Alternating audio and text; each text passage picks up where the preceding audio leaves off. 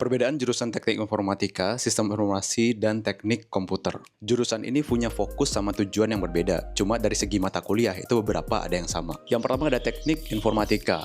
Nah, ini jurusannya berfokus pada pengembangan perangkat lunak. Kalian akan fokus atau banyak mendapatkan pelajaran atau mata kuliah kayak coding-codingan lah, kayak misalkan Alpro, terus struktur data, ada juga pengembangan aplikasi, pengembangan web, machine learning, dan segala macamnya. Dan nggak lupa juga kalkulus. Selanjutnya ada sistem informasi. Nah, ini jembatan antara informatika dan bisnis atau manajemen.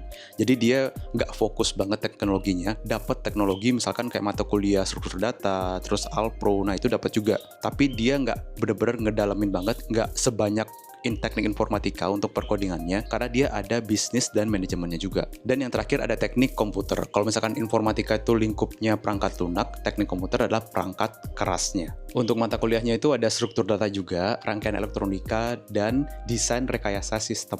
Sebenarnya dari tiga jurusan itu kalau kita lihat secara rinci di masing-masing universitas gitu, dia mirip-mirip aja sebenarnya. Banyak mata kuliah yang sama kayak algoritma pemrograman, struktur data, basis data. Ya nantinya itu yang membedakan adalah fokusnya untuk ketika peminatan. Nah, itu biasanya udah kelihatan tuh bedanya antara sistem informasi, teknik informatika, teknik komputer. Cuma kadang kita emang ngerasa di beberapa jurusan itu kita disuguhin banyak banget hal dimana itu cuma dasar-dasarannya aja. Kita disuruh nyobain semua hal, jadi kita nggak fokus. Tapi kalau misalnya kita lihat dari sisi lainnya, anggap aja universitas atau jurusan dan dosen itu sendiri itu kayak warung makan dan penjaganya. Kayak misalkan warteg atau nasi padang deh, atau warung nasi padang gitu. Itu kan banyak banget tuh menunya. Kayak mungkin ada puluhan gitu menunya. Kita baru masuk, kita nggak tahu apa-apa, ya kita mau nggak mau kita cobain dulu dong satu-satu semua menunya, semua lauknya. Dan nantinya ketika kita udah nyobain semua lauk, kita tahu tuh rasanya gimana, teksturnya gimana, dan akhirnya kita bisa ngerasa oh aku suka lauk ini nih, dan kita akhirnya besok-besok ketika kesana lagi ya kita pesen si lauk itu lagi. Ya sama aja, mirip-mirip kayak gitulah.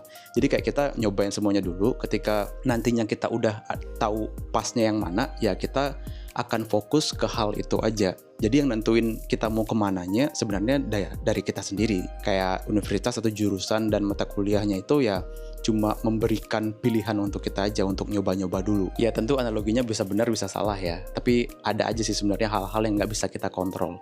Ya yang bisa menyikapi hal-hal ini ya kita sendiri sebenarnya. Kita mau menyikapinya seperti apa. Dan fun fact-nya, ketika kalian nanti di dunia usaha atau dunia karir setelah kalian lulus dari perkuliahan, itu kalian akan banyak nemu orang-orang yang sebenarnya switching karir. Jadi kayak jurusannya misalkan A, tapi karir atau usahanya itu B gitu. Itu banyak banget.